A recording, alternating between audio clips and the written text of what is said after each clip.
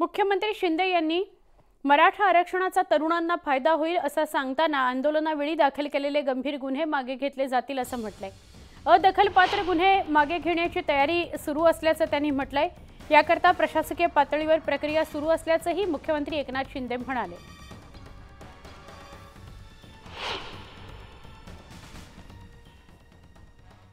मी याच्यावर परवाच्या दिवशी पण बोललो की आपण त्यांच्या मागणीप्रमाणे जस्टिस शिंदे कमिटी आपण गठीत केली, ते काम सुरू आहे।